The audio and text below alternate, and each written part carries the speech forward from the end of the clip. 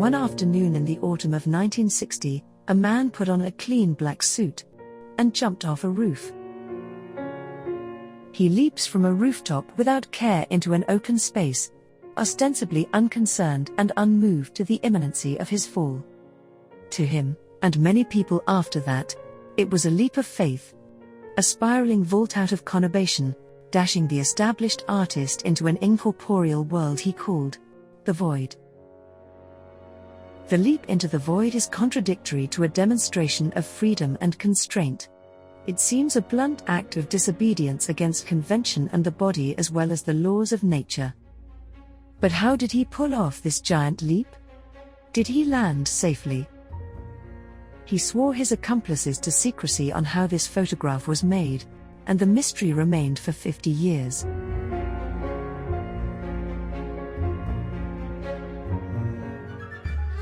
On a brisk morning in November 1960, Parisians were greeted with a special 4-page newspaper placed alongside the weekly Le Journal du Dimanche. It was not a paper known to anyone, and its front page featured a smartly dressed man frozen in curvilinear form, having just flung himself from a second-story roof onto the cement sidewalk below. "A man in space," the headline proclaimed, announcing the newcomer's victory over the heated international space race. The painter of space leaps into the void.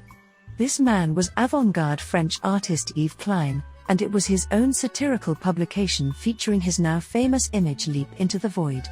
The story goes that the Klein practiced this famous jump from a second-floor window onto the pavement of a Paris suburb a few times before it was photographed.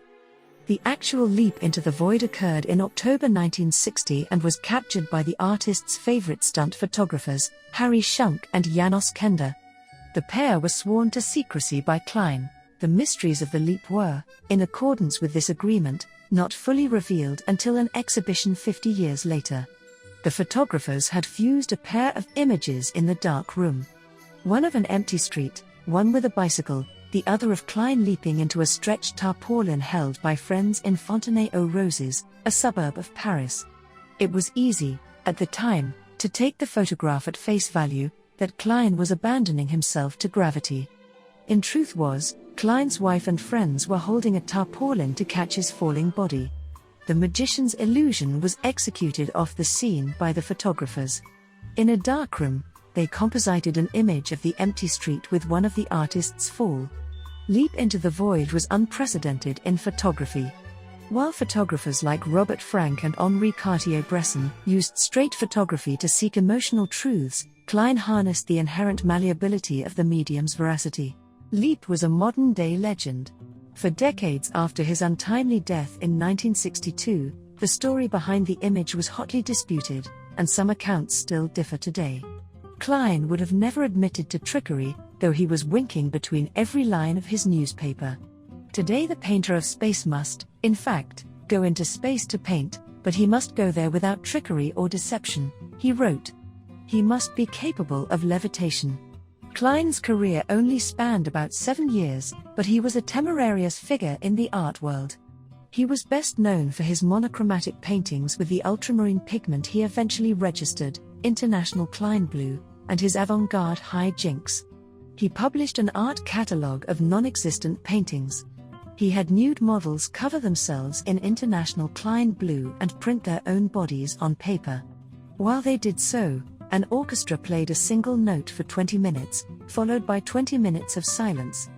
For his last act, he had a series of heart attacks at age 34, the first during the screening of a film in which his role had been cut. Klein was clever and charismatic, a mystic and a mythmaker who beguiled his admirers with the prospect of transcending the material limitations of earthly life.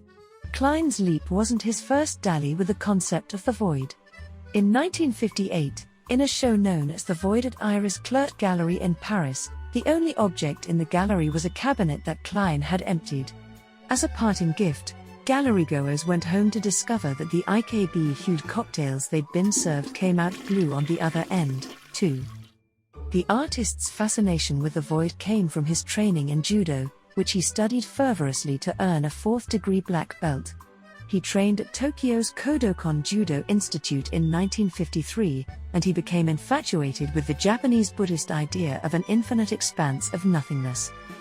Klein reportedly didn't take the leap into the void just once, but multiple times. Before photographers Schunk and Kenda were present, Klein claimed to have tested it on his own with no one to break his fall. On the day of, he jumped many times in the Paris suburb of Fontenay-aux-Roses, practicing the arc of his body and testing different elements in the scene. In fact, there were 3 versions in the end, one with a bike, one with Yves' car, and one with nothing. He immediately decided that the official version should be one with the bike, but then he also sent out the other one, but never the one with the car. He hated the car because it was cheap. Though the performance and newspaper were saturated in irony, Klein was serious about keeping the illusion intact. Schunk said he was threatened with legal action if he ever pulled back the Ozian curtain. The mysteries of the photograph weren't fully revealed until 2 shows in 2010 delved into the making of the image. One of them, at the Menil Collection in Houston, even had the Holy Grail, a piece of slate purported to be from the roof from which Klein jumped. Klein's leap reveals more than an illusionist's trick, but the very nature of photography that we often forget, no matter how many doctored images we see today. Convincing to the eye if not to the mind, Klein's leap symbolically enacts the leap of faith we make in accepting the truth of any photograph, acknowledging both the pleasures and the perils involved in the willing suspension of disbelief. Yves Klein's leap into the void is significant for 5 reasons. Number 1. Defiance of gravity. The image captures Klein seemingly defying gravity, symbolizing a leap of faith and the desire to transcend the physical limits of the body and the earth. Number 2. Staged art. The photograph is a carefully staged and manipulated image, combining multiple shots to create the illusion of Klein leaping into space. This challenges the viewer's perception of reality and the authenticity of photographic documentation. Number 3. Conceptual art. Klein was a leading figure in the Nouveau Realisme, also known as New Realism movement, which sought to blur the boundaries between art and life. Leap into the Void exemplifies this by merging performance, photography, and conceptual art. Number 4. Philosophical undertones. The leap symbolizes Klein's exploration of the immaterial and the void, central themes in his work. It reflects his interest in the metaphysical and his quest for spiritual and artistic purity. Number 5. Iconic image. The photograph has become an iconic image in the history of modern art, representing the bold and avant-garde spirit of the 1960s. Overall, Leap into the Void is celebrated for its daring, its innovative use of photography and performance, and its profound philosophical implications. So what do you think about Leap into the Void? Thanks for watching. If you like this content, please hit that like button and subscribe to this channel for more. I'll see you in the next one.